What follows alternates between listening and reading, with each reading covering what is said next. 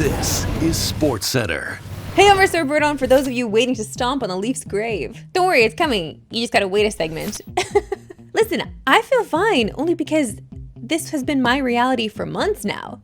Get with it. But the only thing bigger than that story is that we just got a new trade bait board. Sitting at the top of the list is Nazem Kadri for the Flames, followed by Vincent Trocheck, Blake Coleman, Robert Thomas, and Tyler Myers. Now, it's no surprise Kadri's at the top of the list, as he's the type of player every playoff team wants on their squad. He's got 12 goals and 29 assists this season. But take a look at the playoff stats. This guy is a big game player and a huge reason why the Avs won the Cup. I've always loved Nazem Kadri, hated that he left Toronto, wish he would come back, but you know, Toronto's not a playoff team, so.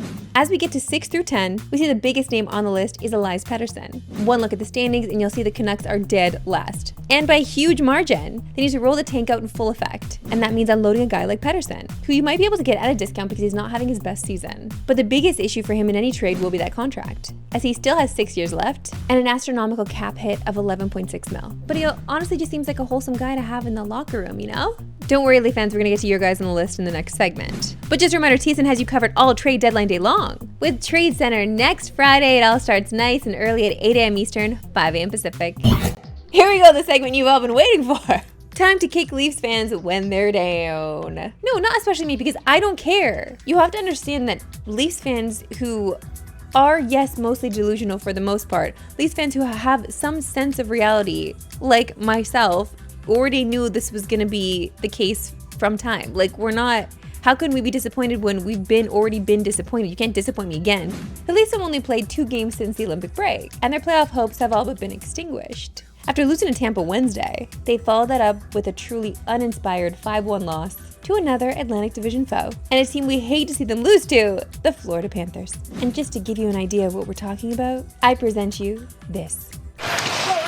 Winds through center ice, and now Riley falls, kind of moves in, slides it back across, they score! My producer is clearly a Habs fan. Like, he's just doing this on purpose. He knows that I've seen that clip already, and he wanted me to watch it again. It's insane. And yeah, the goal didn't end up counting, but isn't that play just a microcosm of the Leafs this season? And the latest loss officially parks Toronto at the very bottom of the division, and likely solidifying what's been lurking all year long. And that is the end of Toronto's 9-year playoff appearance streak. Which, again, selfishly is great because last year I spent an alarming amount of money on playoff tickets, okay? My bank was sending me notes asking if I was okay. With 23 games to go, the Leafs sit 8 points out of a playoff spot and would have to leapfrog a minimum of 6 teams to get there. Our friends at FanDuel do not paint a pretty picture either, as they are plus 700 to make the playoffs and minus 900 to miss. So where does that leave Toronto? Well, likely to be trade deadline sellers. Earlier in the show, I told you we'd get to the Leafs, and here we are, as they have 5 guys in the official TSN trade bait board. Bobby McMann, Scott Lawton, Oliver Ekman-Larsson, Simone Benoit, and Brandon Carlo. But the player that's been floating around trade rumors the most is Bobby. McMann has had a breakout season, sitting just 1 goal shy of his second consecutive 20-goal season, and 2 points shy of his career high. And all this is happening on the final year of his contract, which is a very team-friendly $1.35 million. Now, Leafs could definitely use added assets, as they currently own just 3 picks in the upcoming draft. And of those 3 picks, only 1 comes in the first 4 rounds. Additionally, the Leafs are also missing their 2027 first and third. So Brad Treliving definitely has his work cut out for him at this deadline. As for the players, well, just keep trying your best. The deadline is looming. How concerned are you that maybe the management will look to sell, considering where the team's at in the standings?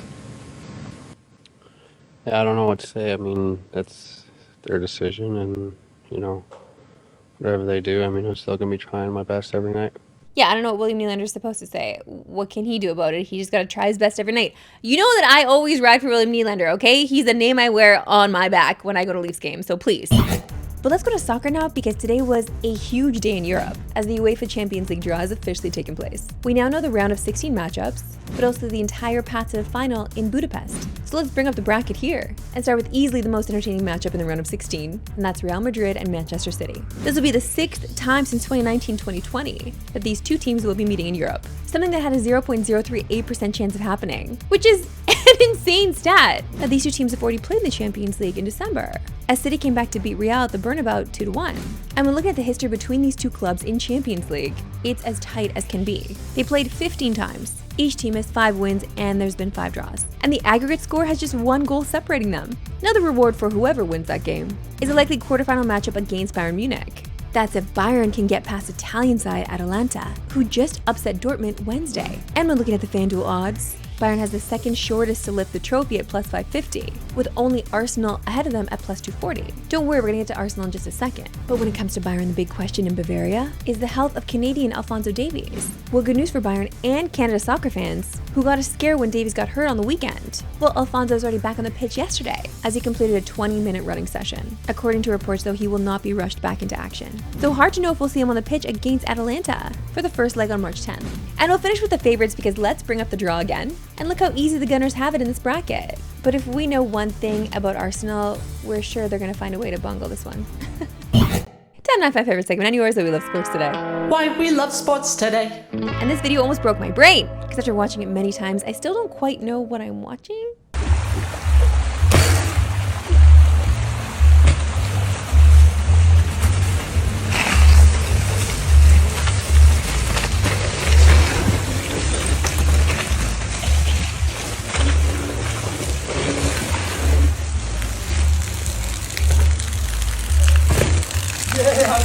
I have a question for this bro. Can you only do this in the rain? I mean, like, how do you come up with this? And we finish with something so magical that we could only show you this on a Friday while you head into the weekend.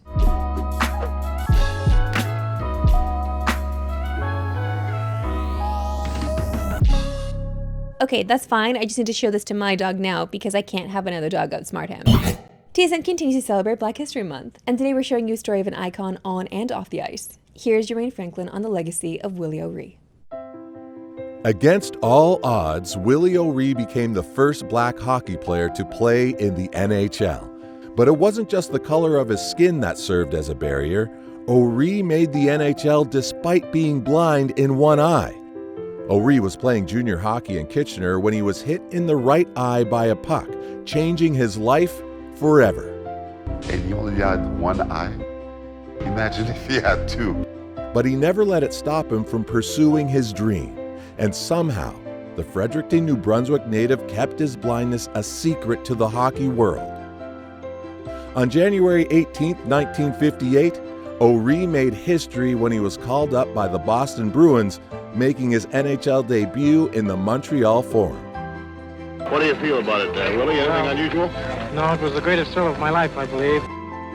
Willie O'Ree will forever be known as a pioneer in the sport of hockey, but it took decades for him to receive the recognition he truly deserved.